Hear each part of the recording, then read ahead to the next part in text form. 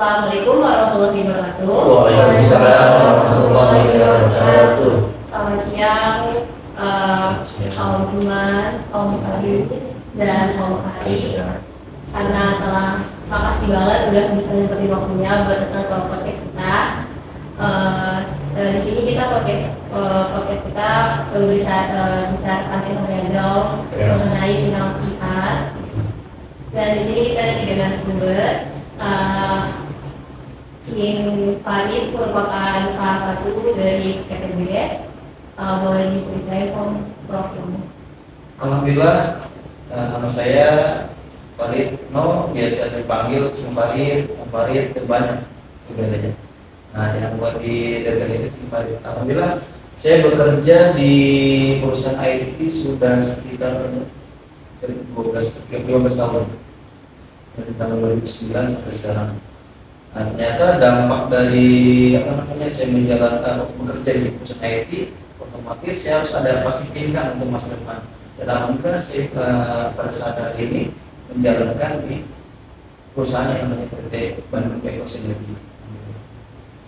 Narasumber yang kedua merupakan Om Iman yang bekerja sebagai produser di stasiun Indonesia yaitu RCTI. Boleh Om bikin profilnya? Baik, bismillahirrahmanirrahim. Assalamualaikum warahmatullahi wabarakatuh. Perkenalkan, nama saya Iman Rahman Hasan. Agar saya koreksi sedikit, saya betul bekerja di RCTI, tapi saya bukan produser. Kalau di luar saya produser, karena saya punya PH sendiri, production house sendiri. Jadi kalau di RCTI itu saya program director. Program director itu pengarah acara, jadi orang yang bertugas dan bertanggung jawab bagaimana acara itu bisa diproduksi secara baik dari awal produksi sampai tayang. Alhamdulillah saya sampai saat ini tahun 2023 ya, 2023 berarti sudah, kalau di tahun 2000 berapa tahun? 23 tahun ya, cepat juga ya, berapa? Jadi saya di dunia televisi itu ya sudah 23 tahun, ditambah sebelum saya freelance juga di beberapa PH dulu. Saya suka ikut bikin film sinetron, mungkin kalau pernah lihat Putur Timular apa, saya pernah ada di film-film kalau saya juga sama almarhum di PT, terus terakhir bikin Tabayan, terus Keluarga Cemara itu juga saya juga pernah terlibat di situ. Tapi itu sebelum saya bergabung ke RCTI. Nah, sekarang saya di RCTI, jabatan terakhir saya adalah program director, pengarah acara. Dan alhamdulillah saya juga sama Om Farid ini kebetulan kita juga bergabung di PTBS Bandung Ecos Energy. Jadi kenapa kita bergabung di PTBS itu karena memang ada sesuatu pastinya ya di situ ya. Kenapa saya kerja kok udah dapat penghasilan dan masih mau bergabung di situ, karena memang ya ada sesuatu di situ yang harus kita kejar, artinya memang ada sesuatu. Tapi nanti itu Om Farid. Jadi kurang lebih profil saya kurang lebih seperti itu. Saya bekerja di RCTI, saya sebagai pengarah acara dari ya sudah bekerja selama 23 tahun sementara.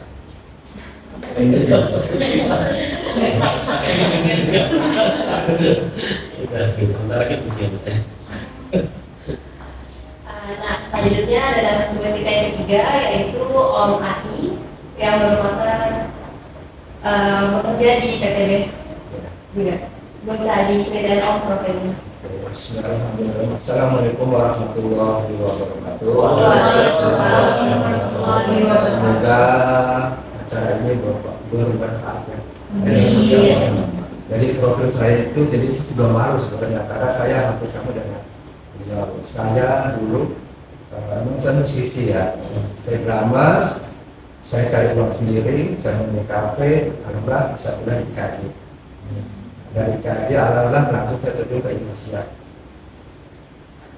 Misalnya saya terakhir produser. Kalau mungkin pernah lihat program saya itu Berbicara PCA, PCA Ceria Anak, dan sekarang kan ke itu ya, itu dari saya dulu. Masuk dari saya, karena saya punya prinsip hidup. Dari contoh untuk saya aja. Ya, tapi nggak apa-apa sih ya. Jadi gini, saya punya prinsip hidup itu, saya kerja harus punya barometer.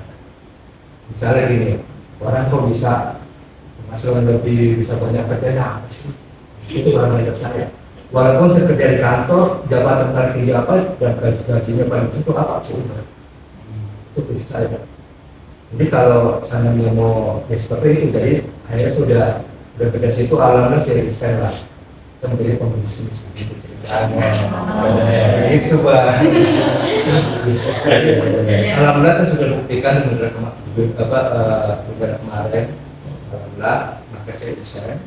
Dan akhirnya saya apapun juga, saya apa itu sudah saya kerjakan lah.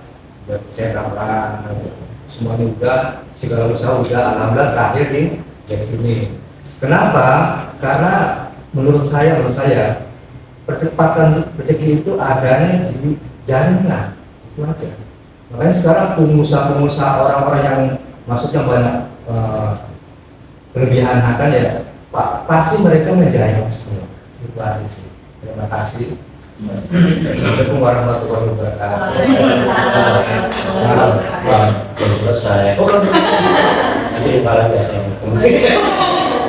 Jadi mulai Ya saya dulu juga pernah di Indonesia tahun 99. Sebelum PSBB saya di Indonesia tahun 99.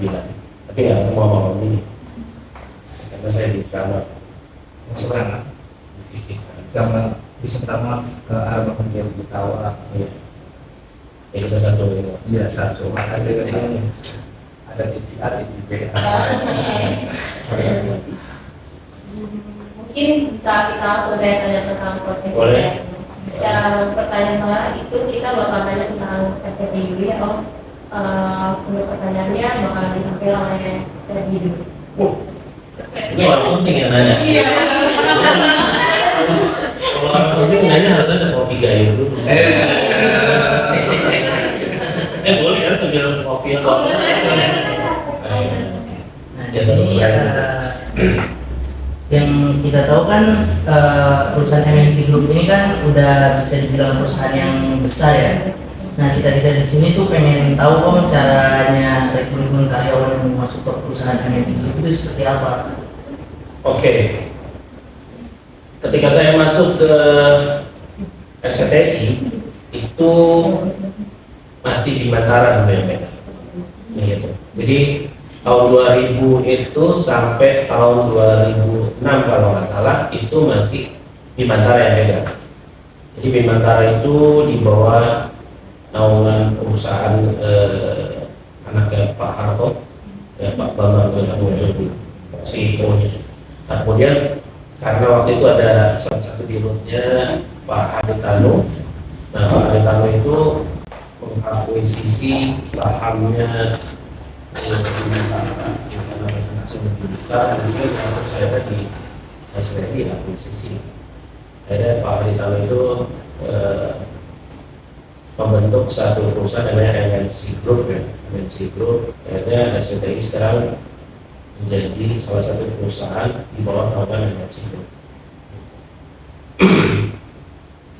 MNC Group itu kan ada banyak ya perusahaannya tuh. Nah, perusahaan ada banyak. TV aja ada 3 lah TV besar yang kita tahu. Salah satunya adalah RCTI yang paling besar, terus MNC TV, yang dulu namanya TPI, itu juga salah satu perusahaan dan ada Harto itu buat untuk. Setelah itu berubah jadi namanya menjadi MNC TV, terus sekarang ada Global TV juga, terus belum lagi anak perusahaan yang lain ada RCTI Plus, TV aplikasi ya. Terus sekarang kita bisa nonton TV by aplikasi, jadi aplikasi yang namanya RCTI Plus kita bisa, dan itu free. Nah cara tadi pertanyaan adalah rekrutmen ya. Kalau dulu pertama kali saya masuk RCTI itu Jadi dulu rekrutmennya adalah tetap melalui HRD, karena waktu itu ada program drama yang berjalan, jadi kita direkrut. Dan itu banyak, ribuan orang waktu itu, dan alhamdulillah saya salah satunya yang lolos waktu itu. Ada sekitar dari ribuan itu ada sekitar 50 orang yang lolos saya untuk proyek itu. Nah, terus saya berlanjut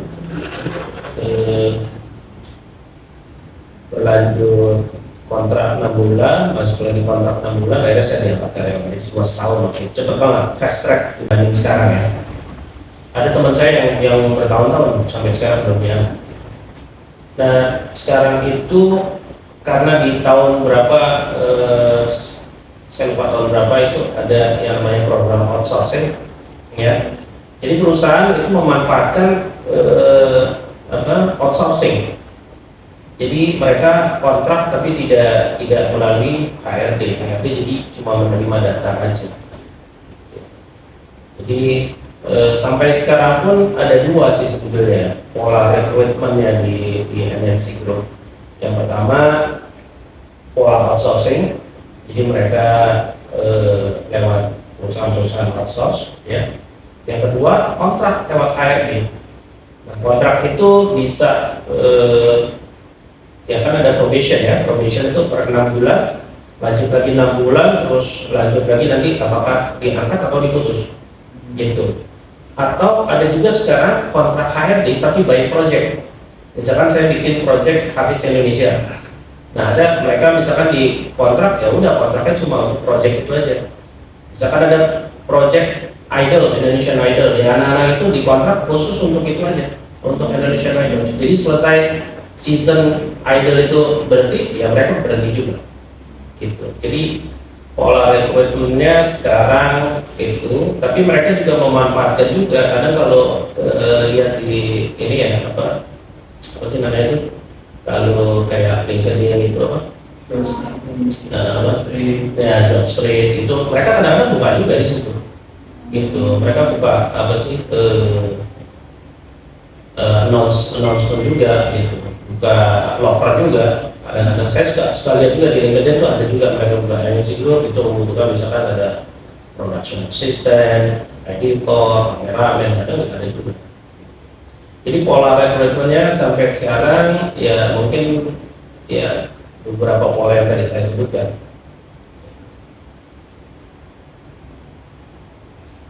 Sudah terjawab? Sudah. Mungkin pertanyaan selanjutnya. Jadi kan kamu ini udah lama banget nih, udah 23 tahun. Kira-kira program apa sih yang membuat kamu tuh berkesan gitu selama 23 tahun ini? Oke, selama 23 tahun program yang berkesan dan program yang paling lama saya pegang itu adalah Hafiz Indonesia. Itu yang membuat saya bertahan sampai sekarang. Kenapa Hafiz Indonesia ini membuat kamu tuh berkesan? Oke. Pertama saya pegang program Hafiz Indonesia, alhamdulillah saya bertemu banyak orang yang banyak membuat perubahan di dalam hidup saya, terutama guru saya, almarhum Syekh Ali, juga Ustaz Baktiar Nasir. Jadi dulu saya itu kan ya titik hijrah saya juga dulu awalnya dari situ, ya ketemu ya dengan mereka, terus akhirnya saya juga mau belajar lagi agama, lebih mendekatkan kepada Allah. Itu setelah saya bertemu dengan Ustaz Baktiar Nasir awalnya. Waktu itu kita punya program kultum, pertama kali kultum di LCTI. Waktu itu kita bikinnya di Madain Saleh di Arab Saudi, di Madain Saleh, terus ke Madinah dan ke Mekah. Nah dari pulang dari situ, terus akhirnya kita bikin Hafiz Indonesia. Saya banyak sekali pelajaran saya dapat di situ. Jadi tadinya saya pulang dari sana, saya sempat mau resign. Saya sempat mau resign. Jadi saya pikir kerja di TV lebih banyak mudaratnya dibanding manfaatnya gitu. Tapi setelah saya berdiskusi dengan guru saya, Ustaz Bakir Nasir, itu banyak sih sebetulnya yang akhirnya membuat saya bertahan juga sampai sekarang itu. Salah satunya adalah program dakwah ini. Walaupun sekarang teman-teman saya udah nggak ada di program ini. Dari awal jalan sama saya membangun program Hafiz Indonesia itu sekarang udah nggak ada, tinggal saya sendiri. Jadi tinggal saya sendiri yang bertahan. Yang lain udah keluar, udah ada yang bikin travel umroh. Kalau ada umroh atau umroh backpacker itu teman saya bisa umroh, terus juga beberapa udah yang pindah ke TV-TV yang lain, udah ada di net juga, udah ada yang di macam-macam, ada yang di MTech Group juga ya. Tinggal saya sendiri berarti ini yang jalan. Nah, yang membuat saya bertahan itu adalah salah satunya itu ya. Ada nasihat-nasihat dari guru-guru saya juga.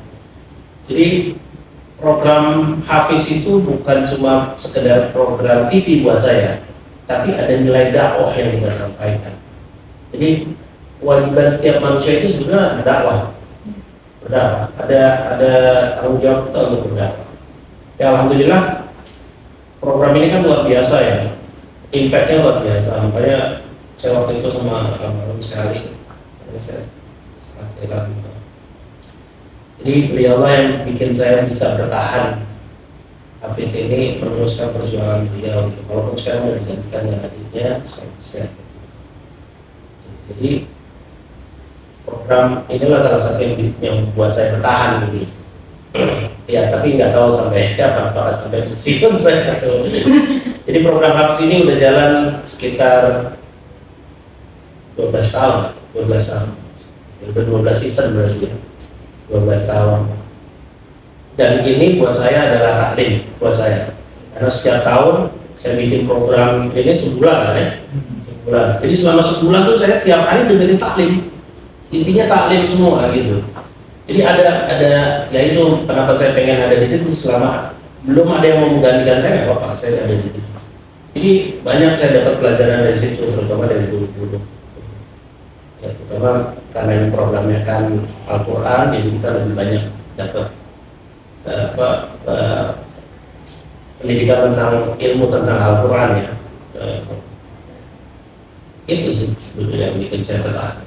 Berarti Om Iman ini ikut program ini tuh dari awal ya? Dari awal, dari konsep.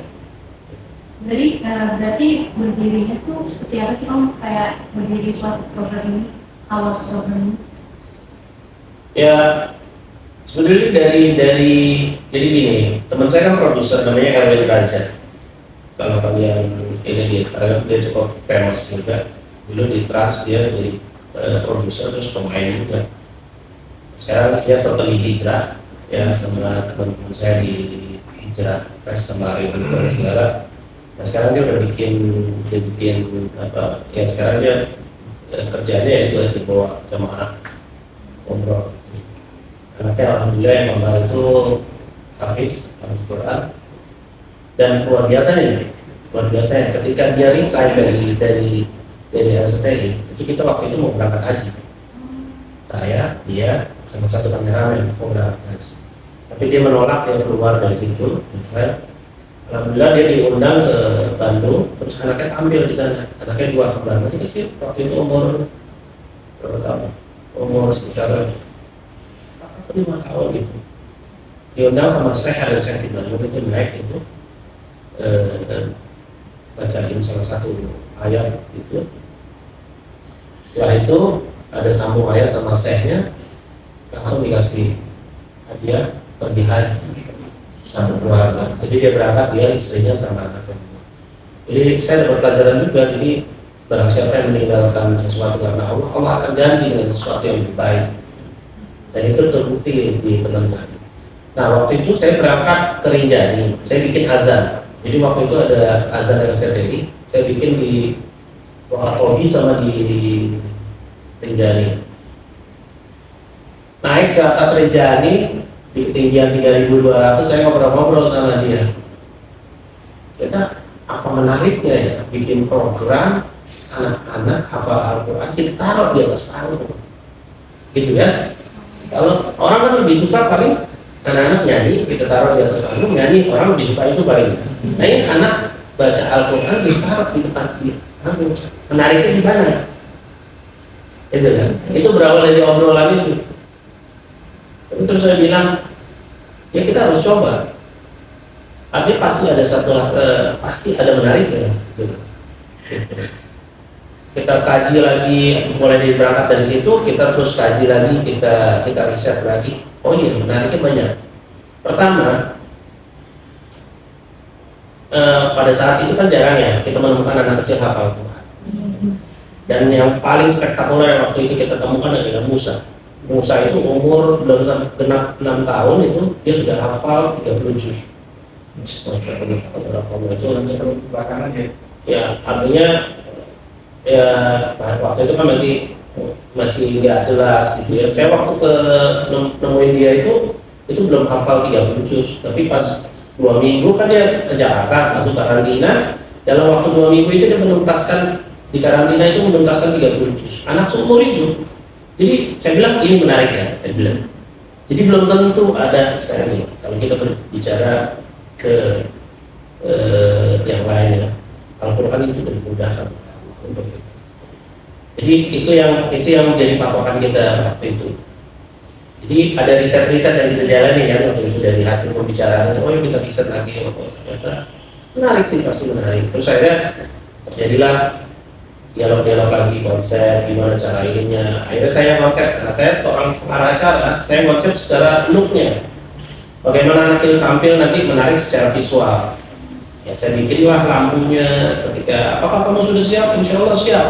Langsung gelap, penerohan gelap, terus LED-nya berubah gitu kan grafisnya. Tapi grafis itu proses perjalanan ya, karena di awal-awal kita nggak pakai grafis, jadi kita pakai lighting, dan itu ada nilai-nilai filosofi yang kita taruh di situ. Misalkan ada kita kasih globo kan di lantai itu, di floor itu kita kasih lampu. Lampu itu kita bikin tawaf. Putarannya itu kayak tawaf gitu. Karena kita memang setiap apa yang kita kasih nilai-nilai itu. Dan dari situ sih proses-proses kurang lebihnya seperti itulah. Ya selebihnya nanti ketika kita udah mulai start ya biasalah setiap program kan, oh ini kurang ini kita perbaiki, kurang ini gitu. Ada penambahan terus sampai akhirnya sekarang itu sudah jadi. Jadi siapapun yang mau meneruskan itu udah jadi program.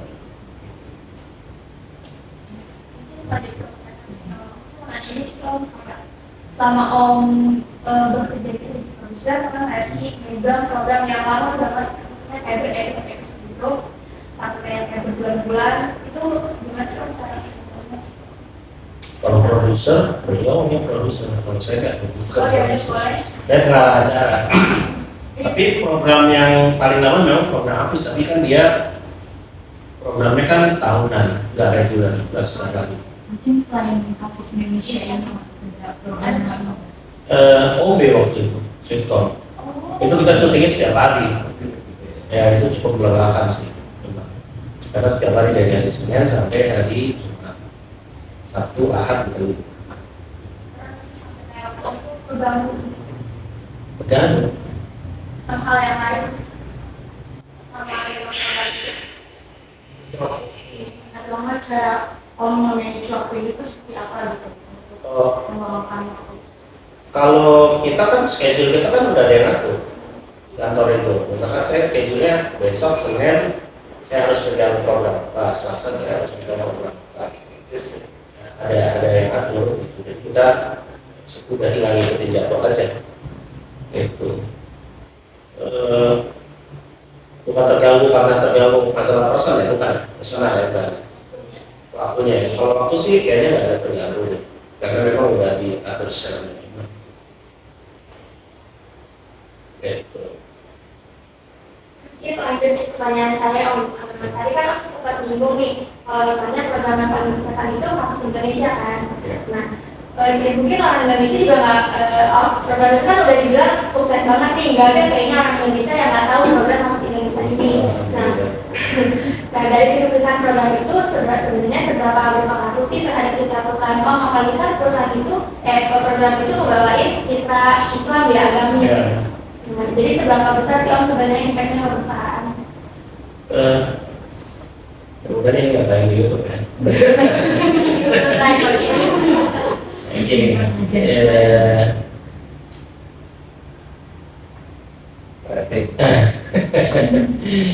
Jadi impactnya sih sebenarnya sangat luar biasa. Jadi Hafiz Indonesia ini kan program tahunan ya, setahun sekali. Program apa sih namanya?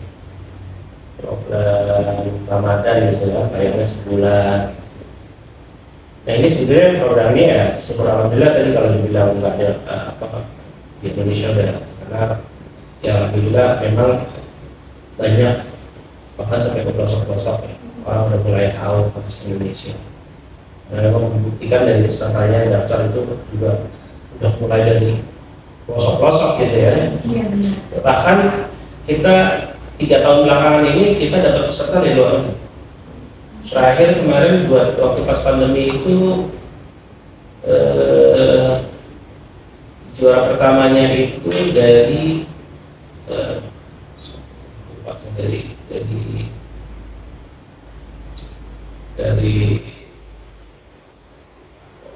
New Zealand, dari New Zealand, Indonesia. Tapi dia tinggal di New Zealand, bapaknya kerja di sana IT juga. Itu masih bolak-balik ya. Jadi pas juga mereka Hafiz, dia sekolah di sini, terus dia ada Allah jadi juara 1. Sebelumnya juga ada dari Mesir, terus ada dari Madinah. Jadi memang program ini sudah sampai di luar negeri. Bahkan waktu itu sudah ada yang mencontek program itu. Di Qatar itu udah ada bikin sama persis kayak kita, sama konsepnya sama gitu. Udah bikin ya cuma ini aja krunya aja dengan minta dari kita gitu. Ya jadi mereka udah bikin program-program yang mirip. Nah bahkan di tahun kedua itu Musa itu udah diundang ke Arab Saudi, itu berkat Hafiz dan dia jadi juara 3 ya kalau nggak salah, juara 3 ya. Dan itu internasional Hafiz Indonesia. Jadi impactnya sebetulnya buat perusahaan itu luar biasa karena program ini pasti perusahaannya juga terkenal karena kan orang SOTI gitu. Jadi SOTI dengan apa sih namanya, dengan motonya apa tuh, big largest perusahaan terbesar di Asia Tenggara gitu ya. Ya bukan di Asia Tenggara aja ya, tapi gaungnya juga sampai ke yang ini ke Eropa, bahkan di Eropa juga sudah banyak yang tahu program-program kita. Gitu. Jadi impactnya alhamdulillah luar biasa. Nah, makanya tadi kenapa saya bertahan itu karena ini ketika orang tahu dan orang mengambil kebaikan, ada satu ilmu yang mereka dapat itu, paling tidak saya ada kontribusi di situ. Dan saya berharap juga ya ada amal jariah saya dapat dari situ. Gitu ya. Itu. Ini ada program yang ada satu TV yang pluralisme. Nah walaupun itu di luar negeri, sebenarnya ke acara Om ini ada dampaknya juga nggak? Sebenarnya gini, sampai sekarang juga kita manajemen ya, terbentuk manajemen harusnya kan satu program itu harus didaftarkan apa sih hak patentnya. Jadi kayak Adel itu kan kita juga beli license. Harusnya kan kita di Hafiz Indonesia pure memang ini konsep kita gitu loh. Jadi memang harusnya dibuatkan harusnya. Saya udah sounding ke teman-teman di kantor terus ke manajemen juga harusnya dibikinin hak patent. Jadi kalaupun ada orang luar mau bikin itu, dia harus bayar mereka karena harus beli license sertifikat. Harusnya begitu. Karena saya beberapa kali ngerjain program termasuk Gongshow ya. Gongshow itu program tua itu. Dari tahun berapa? 75. Gongshow dari tahun 75. Ya saya waktu itu pegang itu namanya. Itu beli license. Gongshow termasuk yang tadi sebutkan itu apa? Sinindi. Itu beli license dan itu nggak murah. Sekalian beli 1 M berapa episode gitu. Jadi harusnya sih memang dibuat itu. Cuma perusahaan sampai sekarang tidak meresponnya itu. Dulu kita juga pernah 5 tahun yang lalu kita pernah mau bikin Hafiz Asia, tapi karena keterbatasan ya waktu itu perusahaan ini juga dana mungkin akhirnya nggak jadi. Jadi kita mau bikin Asia. Skalanya udah internasional, tapi ya belum terlaksana. Berarti Hubs Indonesia ini sebenarnya konsepnya memang pure dari STI ya, dari awal Iya, banget. gitu. Berarti yang lain selain itu plagiarisme. Bukan itu, artinya bukan itu, kita beli license gitu. Jadi kita beli license-nya dia, terus kita tayang, kita beli mereka. Tapi kemasannya tetap, misalkan Indonesian Idol gitu, ya itu Idol Indonesia, American Idol ya itu sama sih, Idol Amerika kayak gitu. Tapi kita beli license, kita bayar mereka. Yang produksi kita, tapi tetap didampingi sama tim mereka. Sebenarnya aku dari selama megang acara apa kan ada beberapa teguran itu dari KPI. Terus cara awal menghadapi teguran itu gimana? Ini bukan saya yang ngerti.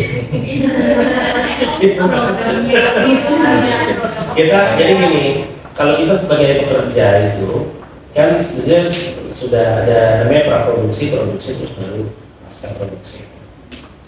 Kalau live mungkin cuma ada pasca produksi.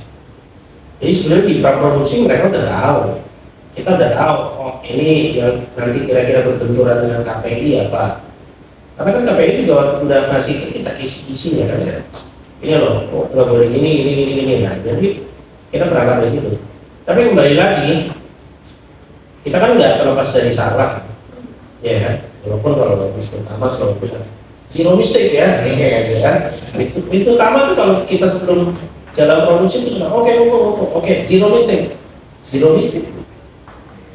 Kalau Wisnu Tama kan, ya harus dulu di trans, sekarang megang itu kalau dia bilang zero mistake, tapi kan kita nggak bisa begitu. Selalu kita berusaha untuk zero mistake, tapi kembali lagi pasti ada yang namanya kesalahan, entah itu teknis, entah itu human, pasti ada lagi. Nah itu, ini saya sedikit cerita ya. Kalian tahu Rans? Tahu Abrar? Nah itu junior saya. Abrar itu diminta ID card sama Ibu Liliana Tarusudini hari itu juga, karena dia melakukan kesalahan. Sebenarnya bukan dia, artinya harus ada beberapa orang ke atas yang harus bertanggung jawab, tapi kenapa harus ada korban gitu kan? Gitu. Tetap harus ada salah satu yang korban dan salah satunya adalah dia. Dan sekarang dia sukses gitu, ya kan? Dia punya apa? Nah itu karena fail jadi dahsyat. Dapat teguran dari KPI, akhirnya dahsyat tidak boleh tayang. Nah, ya, jadi kita waktu itu melakukan live. Nah ini live nih, kita bicara live.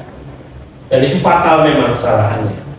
Tapi kan artinya ketika ada kesalahan itu, kita kan sudah berusaha untuk memaintain supaya tidak salah. Tapi yang namanya itu ketika terjadi ada improve di lapangan, apalagi itu nggak bisa kita hindari, walaupun kita udah berusaha. Akhirnya terjadilah kesalahan itu. Dan fail ditegur sama ya banyak untuk masuk orang, akhirnya KPI itu ditutup lah, program itu nggak boleh tayang. Gitu. Akhirnya atasan tahu, termasuk sampai ke Bu Liliana, sampai akhirnya Abrar harus menyerahkan ID card hari itu juga. Gitu. Jadi ya pasti ada kesalahan itu, tapi kayak KPI itu negurnya kan pasti ke perusahaan, bukannya ke ini, bukannya ke personal. Karena dia nggak tahu siapa yang bikin, pokoknya ke perusahaan kan. Nanti dari perusahaan baru akan ditindaklanjuti. Kenapa? Ya gitu. Jadi soalnya gitu ya, transfer untuk itu harus Facebook. Motornya di situ ya. Iya, motornya di situ. Oke, setelah kita istirahat, tadi kan kita sudah mendengar tentang SPTI. Nah, selanjutnya kita akan mendengar tentang PTBS ini yang akan dijelaskan oleh Om Farid dan Om Ani, silakan dipersilakan. Oke, Om Farid. Alhamdulillah PTBS ini kalau dibilang berdiri udah lama ya, dari tahun 2018 dan transisi terbentuknya namanya surat undang-undang sudah lengkap semuanya dari SIU, PDP dan semuanya akhirnya terbentuk di tahun 2018 sampai surat-suratnya lengkap di tahun 2019 dan alhamdulillah PTBS ini yang bernama Eko Bandung Sinergi. Di mana letaknya itu di Bandung? Jadi di Grand Suravertikor, alhamdulillahnya kantornya itu milik sendiri. Jadi bukan sewa, bukan kontrak. Nah, alhamdulillah view benar-benar milik sendiri. Dan alhamdulillah yang luar biasa, Honor Haji Febrian Agung ini masih muda, 38 tahun dan di tahun berapa lupa saya di umur 35 pernah diundang acara di TV yang Metro TV dan di TV One dan jadi narasumber juga bagaimana perkembangan bisnis di Indonesia. Dan luar biasanya beliau di lingkungan kantor PTBS dibangun yang namanya masjid. Itu siapa? Ya masyarakat. Dan yang luar biasanya ternyata gak cuma dari lingkungan tempat tersebut, di luar Bandung pun ada dibangun masjid, musola dari siapa? Ya semuanya benar-benar luar biasa dari terjadinya Pak Adi Febrian. Dan beliau alhamdulillahnya sudah memiliki 1.000 niatnya yang benar-benar diasus sama beliau biasanya. Dan di PTBS ini yang dahsyat ini produknya ada segmen ya, pertanian, kecantikan, peternakan, dan kesehatan. Nah dari semua segmen ini ternyata bermanfaat, termasuk dari kemarin tuh yang namanya produk penghemat bahan bakar sudah tembus ke mancanegara, dari Darussalam, Mesir, dan ternyata yang pemesannya itu mereka bukan full dan pemesannya hampir 5 miliar dari produk tersebut. Jadi meningkatnya dan namanya oktan. Bisnis kita alhamdulillah jadi beli bisnis bagusnya tersebut dari segi yang namanya penghemat bahan bakar. Dan dari segi pertaniannya sangat luar biasa juga, termasuk mendapatkan penghargaan dari Ilmiah Terbaik sebagai produk terlaris. Malaysia, Darussalam, Jambi, Bengkulu, Riau, alhamdulillah semua sudah terjamin. Yang namanya produknya itu filosofi besar, terus PSL, alhamdulillah itu sudah tembus ke mancanegara termasuk di Riau, Jambi, Bengkulu, Aceh. Dan alhamdulillah luar biasa ternyata meningkatkan taraf ekonomi masyarakat. Nah, di PTBS ini ternyata peminatnya tidak cuma dari latar belakang atas, dari bawah, alhamdulillah semuanya sudah merasakan yang namanya pelaku usaha dari PTBS. Mungkin selanjutnya bisa Pak Ibrahim berikutnya. Boleh, siap. Aku mau nanya nih, Boleh, siap. terkait branding di PTBS ini sih, kan PTBS ini sudah berdiri sejak tahun 2018 ya, dan sekarang juga udah di perusahaan yang besar, udah dapat sertifikasi juga kan. Nah, kita di sini tuh pengen nanya tentang branding dari perusahaan tersebut tuh dari awal sampai sekarang ini gimana sih Om? Ya. Pertama kali PTBS berdiri itu sebenarnya namanya Eko Resin ya. Yang biasa pada terkenal Eko Resin itu pertama. Itu pertama tuh, jadi yang branding itu. Dan alhamdulillah perkembangan zaman dan ternyata orang dari PTBS memiliki formula yang sangat luar biasa. Ternyata produknya itu terjamah sama masyarakat, termasuk ya di mancanegara tersebut. Ya. Terus kemudian dari produk yang namanya Eko Resin ini kita berubah yang namanya transisi dari Eko Resin menjadi PTBS, PT Bandung Eko Resin. Ternyata produk yang Eko Resin itu produknya yang namanya perusahaan itu PTBS.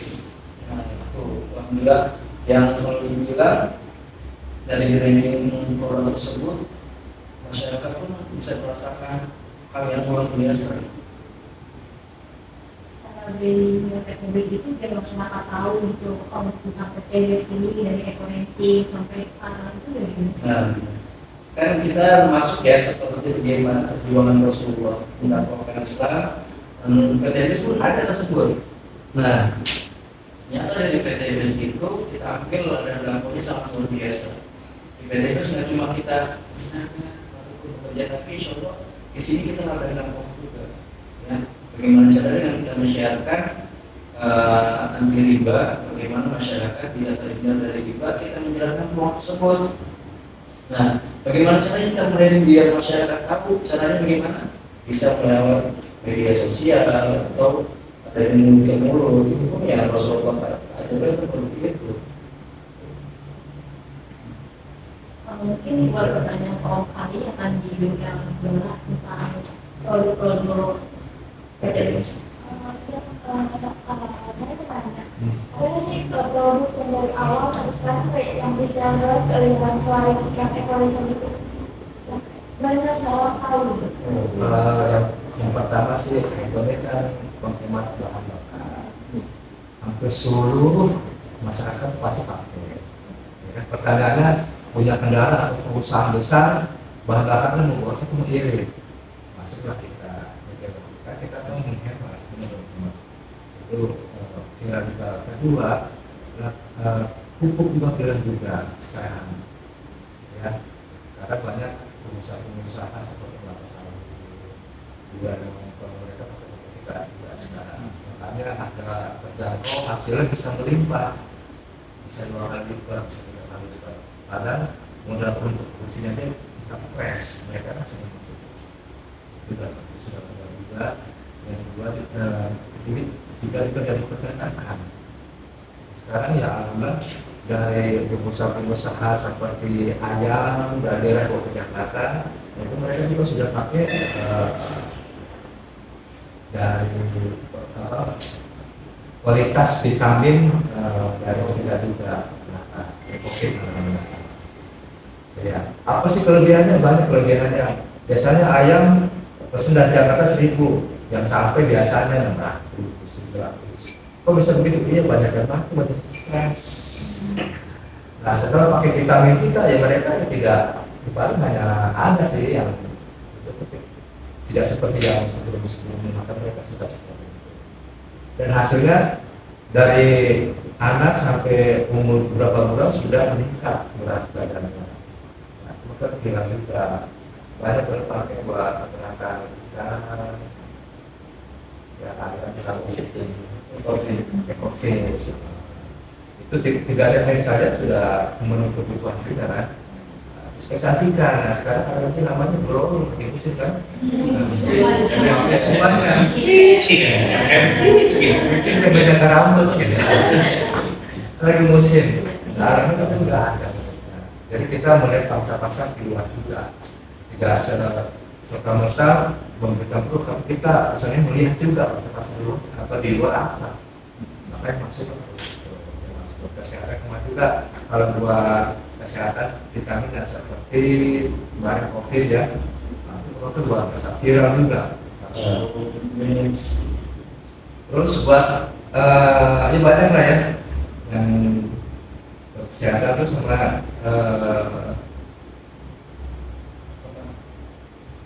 BMX ini luar biasanya sesama ya. BMX ini ternyata luar biasa. Dan kebetulan teman saya seorang pengusaha. Beliau itu diponis sama dokter stadium 3 penderatan ya. Nah, yang diponis dokter itu benar-benar udah ketahuan di PN Malaysia dan butuh biayanya sangat luar biasa. Jadi ya Malaysia, PN Malaysia. Kalau kita dia bisa 2 master ya. Nah, kemudian berubah dan akhirnya dapat wasilah informasi seperti ini dari rumah. Akhirnya dikonsumsi dari minimal dari Hasbro, Bimex, Kolagen, diminum sama beliau akan mengikuti kaget dokter. Dan saat ini diponis 6 bulan dokter tolong luar biasa juga dokter. Semua tersedia dokter dan dia minum produk ini sembuh total. Kaget dokternya juga. Alhamdulillah seorang pebisnis saja bisa, ya kan? Kita bagaimana? Tuh yang penghasilannya ini kalau juga kontrakan 70 pintu, ya kan? Pemancingan, restoran, lapangan usaha, dan kita ada seperti ini, pasti kita mau perjuangan perusahaan kita. Karena aja loh. Nah, seperti itulah dasarnya ini yang lagi booming ini juga kita dari skincare. Nah, skincare itu seperti beauty, terus apa namanya perawatan wajah lah, ya khusus dari perempuan. Nah, dasarnya ini ternyata mitra saya itu beli produk buat apa? Buat lamaran seserahan. Ini yang luar biasa, ya kan? Pas kemarin dia pesan tuh ternyata buat apa? Buat seserahan. Nah, ini luar biasa, ternyata pas dipakai sama istrinya, masya Allah, manfaatnya sangat luar biasa. Nah, dari kita menceritakan diri kita sendiri nge-branding produk tersebut, sampailah dari mulut ke mulut. Nah, dan produk yang lebih dahsyat ternyata dari kelapa sawit. Alhamdulillah kita sendiri pun ada punya lahan kelapa sawit, namanya Bajaj Lisa. Dengan lahannya 15 hektar, dulu dia nggak produktif, mati dengan kelapa sawit. Dan alhamdulillah ketika pas dia pakai produk dari PT tersebut, waktu 3 bulan, alhamdulillah itu yang namanya kelapa hijau sudah mulai berbuah. Dan ternyata produk tersebut memberikan asupan makanan pada siapa? Pada pohon. Jadi memberikan nutrisi. Jadi selama 3 bulan dia memberikan makanan untuk terhadap pohon. Itu dasarnya dari produk kami.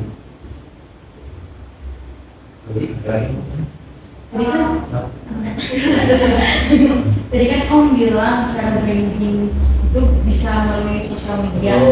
Apalagi di era globalisasi ini kan pasti banyak anak muda yang memakai sosial media untuk menjaring informasi. Jadi The Best ini kan juga punya official akun di Instagram juga kan. Nah itu tuh kan pasti banyak pendapat umum, komen-komen yang semua orang bisa komen di sana kan. Nah bagaimana The Best ini menanggapi komen yang ada di Instagram itu? Ya alhamdulillah ini PTBS yang luar biasanya di tahun 2018 sampai sekarang berdiri dan sudah memberikan yang namanya penghasilan yang sangat luar biasa, reward ya, dari motor, rumah, terus bahkan mereka bisa beli secara cash. Nah, lalu bagaimana sih orang-orang bisa, contoh misalnya kayak tadi saya memberikan informasi lewat TikTok, kan banyak tuh informasi yang negatif dari entah dari netizen atau bagaimana.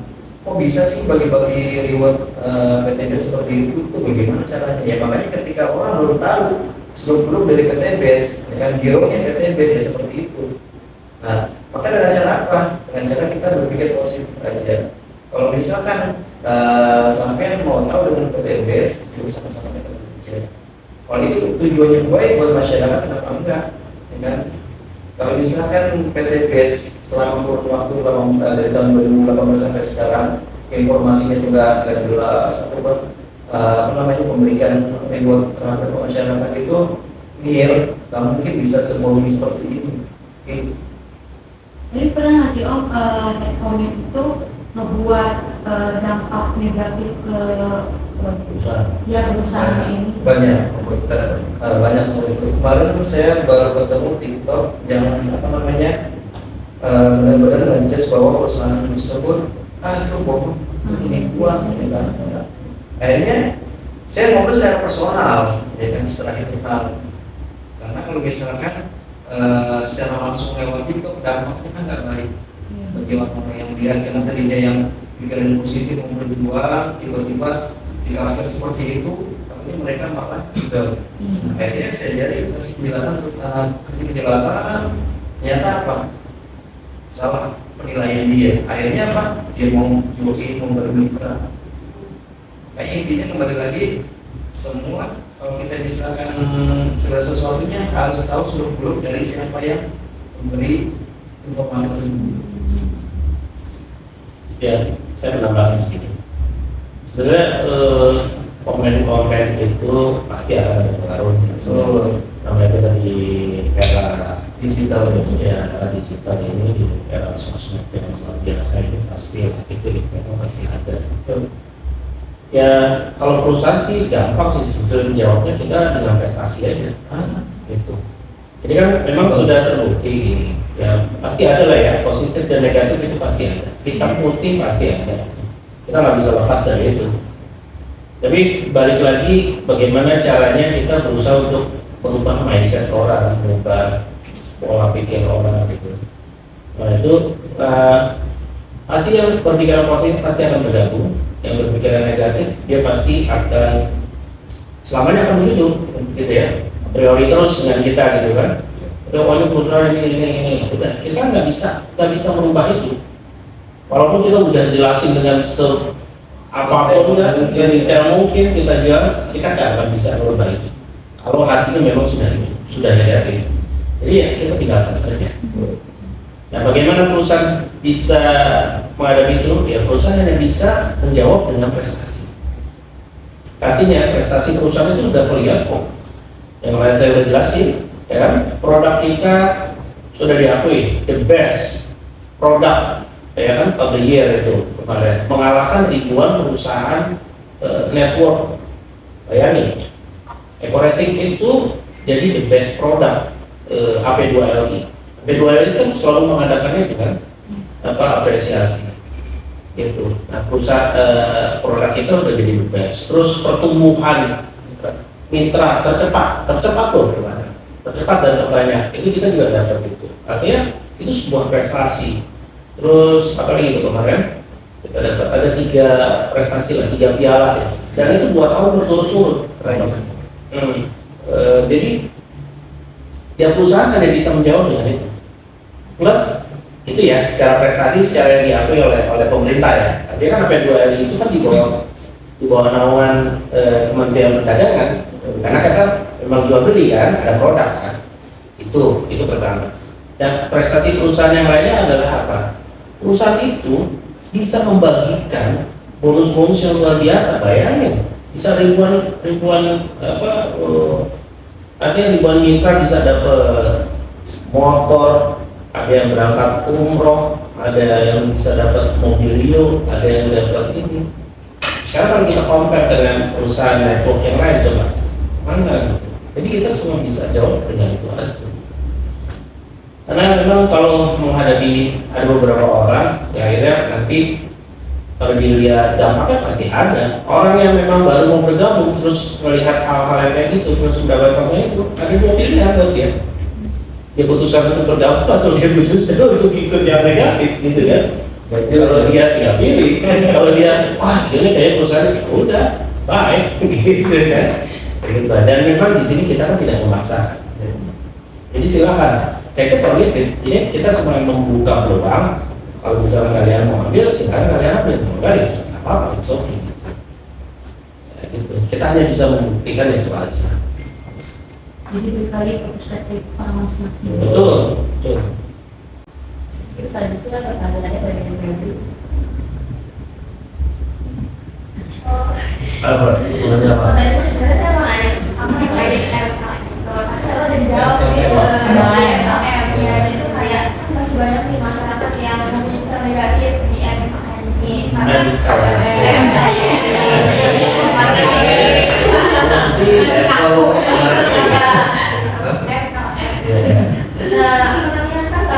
nih, karena suka ada bisnis ilegal yang berkedok jadi kita nggak bisa adopsi akan ya boleh kalau nggak coba lagi. Jadi gini, sejauh ya. Iya. MLM itu kan bahwasanya ya Rasulullah kan mengajarkan juga, kan multi level marketing. Ya kan dengan cara apa beliau berdakwah? Ya dari hijrah dari Masjidil Haram ke Masjidil Aqsa sampai ke mancanegara dan alhamdulillah dikenal. Nah makanya luar biasa di PTBS ini kan sebenarnya di Indonesia itu multi level marketing banyak ya, tapi yang luar biasa yang bagus adalah dari selling. Nah ternyata PTBS ada di situ dari selling ya, penjualan langsung berbasis syariah ya. Nah ini bahasanya dengan motor dan memberikan riba, memberikan uang kepada masyarakat untuk apa? Yuk sama-sama kita hijrah. Dengan cara apa? Kita mendakwakan perusahaan tersebut. Bagaimana? Banyak di sini ya namanya ulama, Polri, TNI, mau bermitra. Ternyata apa? Legal, jelas, patut diperjuangkan. Luar biasa. Maka Haji Febri Nabung dia punya yang namanya kegiatan rutin di Bandung, namanya SLG, spiritual leadership. Jadi benar-benar di sana di Pondok Pesantren Cipatat dengan pesertanya hampir 7.000 peserta. Dari mana? Mancanegara, Indonesia, Jambi, Bengkulu, Aceh, semua hadir di situ. Jadi benar-benar giroh dari perusahaan PTBS ada di situ. Pure kita nggak mikirin yang namanya dunia. Karena bagi yang juga lagi dunia ya, cuma sebentar. Bagaimana caranya kita mengisi research, kita zikir, muasabah, sholat hajat, taubat. Di situ hanya kita memikirkan dunia, akhirat ya, dan memikirkan dunia. Dan yang pernah yang dapat ilmu sangat luar biasa dari acara research itu, saya ketemu sama bapak itu punya tangan dua. Ya. Akhirnya dibohong.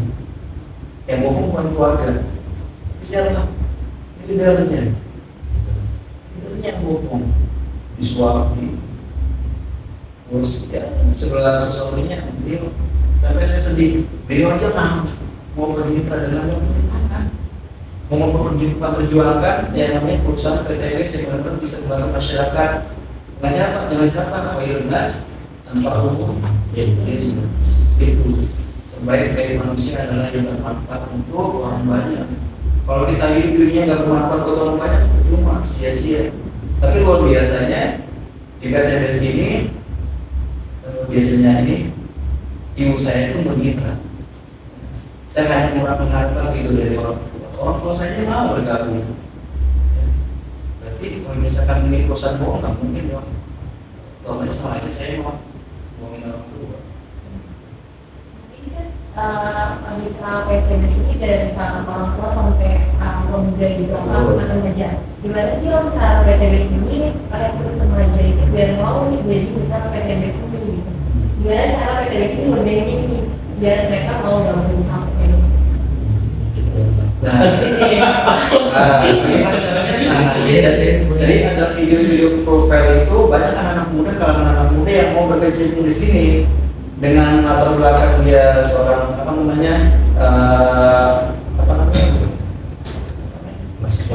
mahasiswa SMP, SMA masih mau menjalankan peluang usaha ini. Ternyata nggak cuma dari orang tua, ya kan, bapak-bapak, remaja pun bisa menjalankan peluang usaha ini. Ternyata nggak memandang latar belakang, ilmu, pendidikan, semuanya bisa. Dan dahsyatnya di sini kita nggak kerja sendiri. Pure, benar-benar kita kerja sama tim. Ada ilmu, ya kita sama-sama kita kerja. Dan dahsyatnya di sini kita ada support system. Karena di setiap perusahaan harus ada yang namanya support system. Kayak seminar online, web online, nah itu harus ada. Dan training pun harus kita jalani di situ. Kenapa? Itu girohnya di situ. Dan luar biasanya setiap berapa bulan sekali biasanya sih? 3 bulan sih. 3 bulan sekali pembagian reward. Bagi siapa? Bagi mitra-mitra yang berprestasi. Motor, mobil, cash, presentasi. Gak ada yang namanya nyicil ataupun terlibat. Mau bila. Makanya anak muda, yuk sama-sama kita berjuang. Kayak tadi saya berikan yang namanya edukasi dari mahasiswa yang dengan modalnya pinjam sama ibu, ya kan? Dia bisa membalikan lebih dari itu. Lainnya mah hampir 3 miliar lebih seorang mahasiswa. Itu patut dicontoh buat kita semua. Nah makanya jangan sampai ini perusahaan yang sudah ada pasti suatu saat ini saya udah menginformasikan, pasti suatu saat nanti pasti ada lagi yang memberikan informasi seperti ini. Jadi kan kita udah sempat bahas ya soal reward, soal income, ini kan mungkin udah masuk ke marketing regulation. Nah, jadi saya izin tanya sedikit, kan PTBS ini selain melakukan marketing lewat sosial media, juga ada marketing konvensional kan, kayak home sharing ya. Nah, mungkin kan mitra-mitra di PTBS ini masuknya ke PR juga kan, memang sempat jelasin juga sebelumnya. Nah, kan kalau home sharing itu mungkin ada etika nih yang harus ditaati sama mitra-mitra. Nah, boleh nggak sih kita tahu kalau misalnya mitra lagi melakukan marketing apa aja yang boleh dan nggak boleh dilakuin? Betul, baik. Baik. Ya. Maksudnya marketing dalam acara sharing atau di acara di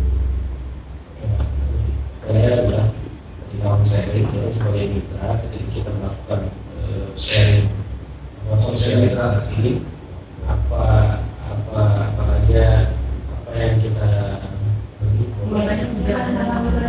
ada sesuatu nggak sih yang kita nggak boleh lakukan Di dalam acara itu atau sebelum acara? Dua-duanya dibahas. dari awal sebelum acara sampai selesai. Jadi sharing aja. kan kita ada dua yang harus kita kerjakan di dalam menjalankan bisnis base. Yang pertama kita harus registrasi dan kita mendaftar kurang lebih yang salah saja 2.500.000 dan kita dikasih pulsa 3.500.000. Artinya kita di awal sudah berjumlah 1 juta produk diberikan, ya. Oke. Yang kedua, ya kita tinggal ngajak bagaimana orang juga tertarik dengan bisnis yang kita akan lakukan. Hanya 2 orang saja kanan kiri, makanya sistemnya dia pakai binahi, kanan kiri seperti itu. Jadi yang 2 orang ini kita edukasi. Seminggu 1 orang. Minggu depan 1 orang, artinya sudah 2 orang kanan kiri. Minggu depan bagaimana yang 2A, B ini bisa ngajak 1 lagi 1 begitu aja. Duplikasi nggak ada potong dari duplikasi per minggu saja itu 8 bulan bisa tembus cuma 1 miliar. Seminggu 1 orang aja. Kalau saya sebulan 1 itu 13 bulan 1 miliar. Tapi kita benar-benar ya, maksudnya tugas kedua ajak orang kalau kita belum bisa menceritakan tentang quest semuanya, kita ajak ke seminar. Nah, sebenarnya sudah jelaskan ada pembicaranya. Dan bukti yang sudah bersih nggak ada, jadi kita tinggal temenin aja, diam aja, setelah kita belajar gimana gitu. Kita dengerin sekali 2 kali, mungkin 5 kali kita sudah paham, kita bisa menjelaskan pada cara yang lain. Seperti itu. Jadi kita tinggal bawa orang, ajak orang, cara ngajak kan gampang. Ya contoh lah, ngajak bisa teman-teman kerja kemana, ke kafe sih nggak tahu alamatnya, akhirnya nggak ada situ juga, jadi kita jalan selesai. Banyak dengan cara-cara apapun. Awalnya mereka ketakutan begitu sama siapa, wah, kan begitu kan udah dengan dulu, sekadar mereka. Jadi banyak model-model seperti itu. Yang tadi sudah anti, yang sudah nggak mau, begitu datang ke seminar kan beda, mau nggak ada beda, pembicaraan sudah. Begitu kan kalau 400 kita dapat. Jadi sudah ada yang dijelaskan. Ini kan makanya ini pekerjaan simpel banget. Yang pertama kita beli, kalau kita pengen kembali modal 2 juta terus kita jual. Kalau kita nggak jual pakai hati selesai dong. Kan akhirnya jual dulu ya, selesai. Terus kalau kita pengen mendapatkan 2 triliun kita nggak ada 2 orang yang kita pegang. Lu sebenarnya sana, oh, dan dia juga megangin 200 begitu. Ya. Di sana tidak ada yang namanya reset point. Nah, poin jadi akumulasi. Jadi siapapun masih datang. Misalnya latihan A sama B, A 75, B 75 dikasih di buku perusahaan. Boleh, boleh. Kalau di sini sudah 75, sini 50 ditunggu, nggak hilang tuh poin, nggak harus nggak poin. Kan 3 bulan 75 dikasih begitu. Nah dari 75 ke 300 akumulasi. 76, 77 sampai 300 kasih mobil begitu. Kalau sini 300, sini 200 ditungguin. Itu doang. Jadi kita ada bonus harian, mingguan, bulanan. Boleh saya tambahin Pak? Ya sebentar. Jadi untuk counseling ya, jadi ketika kita menjalankan counseling kan ada step dan langkah-langkahnya apa sih yang boleh dan tidak boleh ketika kita mengadakan counseling. Yang pastinya kita nggak boleh namanya ngomongin orang ya, kita boleh gibah. Ya alhamdulillah di perusahaan ini apa yang namanya kita. Dan luar biasanya di PT BES ini kita mengadakan counseling itu materi ternyata di luar dari pembahasan apa yang kita rutin di seminar misal di daerah kayak di Padang, Palembang, semua terjamah acara seminar itu. Dan luar biasa di counseling ini pembahasan itu ternyata daging dari PT BES itu dijelaskan gitu. Nah kalau misalkan untuk seminar biasanya dibahas ya tentang plan ataupun produk, ternyata dari counseling itu hero dan dagingnya semua dijelaskan. Apa sih manfaatnya, apa aja sih? Dan bagaimana teman-teman kalau misalkan saya gabung ini, nah itu ya kalau misalkan kita sharing, jadi meningkatkan yang namanya gero sesama tim, gitu, ya. Nah makanya setiap yang namanya mengadakan sharing itu terserah bagaimana dari tim tersebut mau mengadakan misalkan di rumah atau di mana itu monggo silakan. Tapi kalau misalkan untuk acara seminar itu juga benar-benar semua ikut serta. Tapi kalau misalnya hanya tim-tim tertentu aja, kalau misalkan saya dan tim saya, itu pembahasan tentang materi-materi yang sudah diberikan dari para leader langsung disampaikan menduplikasi biar kita sama-sama bisa belajar menjalani bareng-bareng. Jadi modal utama dari materi PKPS ini kredibilitas sama influence ya. Dari masa yang produk itu diajarin nggak sih cara branding produk? Oh, ini pasti. Makanya pentingnya kalian ada yang seri, ya kan kita ada seminar Zoom, Ya. gitu. Itu makanya kita diajarkan bagaimana sih cara nge-branding lewat konten, bagaimana sih cara kita memasarkan lewat mulut. Nah seperti itu. Jadi bahwasanya di bisnis ini bagaimana caranya kita dapat ilmunya dari hablum minallah wa rahmatan minannas. Kemudian kita masyarakat dapat, yang tadinya kita nggak pernah ketemu teman SD, teman SMP, TK nggak pernah ketemu, tapi di PTBS bagaimana caranya kita mendapatkan yang namanya database dari SD, SMP, kita ngobrol, kita sharing. Ternyata mereka kan ada keluh kesah, ada misalkan keluhan apa misalkan yang dia nggak dapat, alhamdulillah dari PTBS kita bisa memberikan solusi. Jadi masalah branding itu kan karena memang PTBS itu yang kemarin saya sampaikan adalah branding itu kan kita sebetulnya yang branding. Artis gitu ya? Iya, yang itu artis kita. Jadi kita yang memperkenalkan produk. Gimana caranya memperkenalkan produk? Yang bisa langsung kayak gini, atau bisa juga kita karena memang sekarang zamannya sudah era digital, kita bisa bermain di sosmed. Nah, macam-macam, entah itu kita bisa bikin di IG, kita produk apa nih, terserah. Misalkan kayak kalian nih, produk cantikannya, ya bisa. Kayak pakai, kita punya lipstick ya, lip matte kita bagus, kualitasnya bagus. Jadi bisa kalian pasarkan di IG, mungkin kalian yang praktekin pakai gitu kan. Terus misalkan mau main di segmen otomotif, kita ada eco racing, ya kita bisa bikin. Misalnya videonya kita masukin cemplungin di motor, guys ini kita pakai ini, jadi kita bikin video-video pendek kayak gitu dan itu. Jadi kita sebetulnya yang branding, kita yang jadi talentnya, kita yang jadi artisnya. Nah itu kewajiban, salah satu kewajiban kita karena nanti hasil dari itu, ya itulah yang jadi bonus buat kita. Perusahaan sudah menyiapkan itu. Kita berusaha membranding produk-produk itu, kita melakukan penjualan secara masif. Perusahaan sudah menyiapkan itu. Jadi perusahaan tidak membayar artis, enggaknya misalkan endorse itu ngapain mereka endorse? Mendingan perusahaan endorse kita, itu buat kita, gitu. Makanya itulah yang dijadikan apa namanya motor 20 juta berangkat umroh. Perusahaan itu nyiapin buat kita, bukan nyiapin buat artis gitu. Jadi kita yang jadi artisnya. Gitu. Itu biar kita semangat. Yang membranding kita, karena kita mitra punya kewajiban. Jadi masing-masing berlomba nih, misalkan kalian nanti punya tim, misalkan udah kalian bikin tim sendiri, bikin video-video apa di Instagram atau di TikTok sekarang lagi rame ya. Banyak banget itu mitra-mitra dalam brand. Kalau kalian punya TikTok, manfaatkan untuk itu. Buat apa? Cuma joget-joget itu nggak ada apa-apa. Dapat intinya Modalnya udah mudaratnya nggak dapat cuan lagi, mendingan ya nggak tahu ya TikTok ngasih cuan berapa ya, tapi ya kalau kalian bisa pasarin produk itu di TikTok terus ada orang mau beli bergabung kan dapat uang dari situ. Berarti jadi sekarang sudah mulai dari sekarang belajar entrepreneur. Ini kan salah satu ini kan entrepreneur.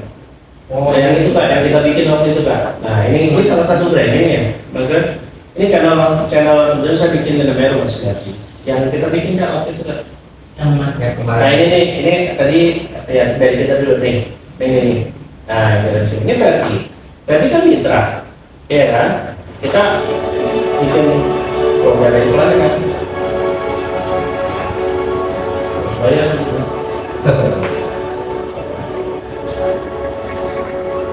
Jangan ada apa bayar harusnya dibayar.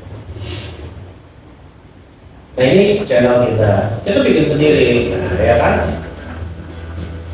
Ini produk kita namanya apa namanya? Itu nanotech. Jadi ini oli tambahan buat di. Ya, aku udah ke sekolah ya. Ya, ini kita ini.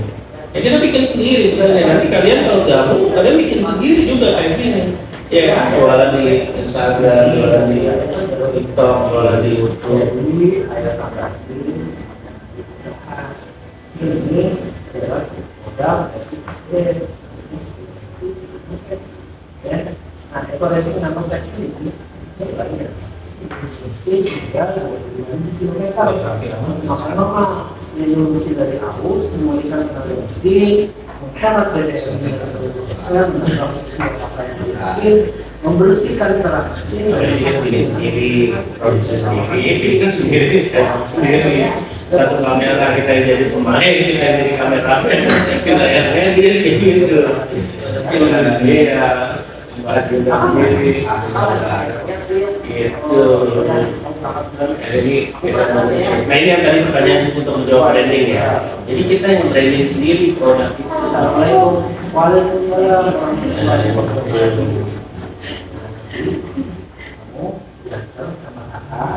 Yang sederhana-sederhana aja kayak gitu. Banyak orang yang dia.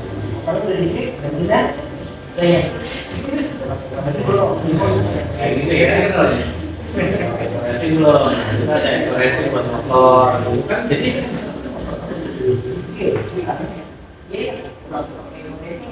Jadi kan kalau ada ya pasti ini kan kalau kita ini dong. nah ini namanya product knowledge. Jadi di dalam ini tuh branding itu juga harus menjelaskan product knowledge. Kan jadi gini, kalau produk itu kan kalau kita bikin informasi produk ada product knowledge, ada yang namanya apa namanya itu product knowledge sama apa? Coba kak yang link method itu kak. Ya. Mungkin itu podcast yang bisa kita sampaikan. Terima kasih kepada Om Iman, Om Farid, sama Om Ai atas ilmunya. Kita benar-benar ilmu banget tentang produk-produk ya, tentang PR dan lainnya. Terima kasih. Mungkin itu saja yang bisa kita sampaikan. Lebihnya mohon maaf. Wassalamualaikum warahmatullahi wabarakatuh. Waalaikumsalam.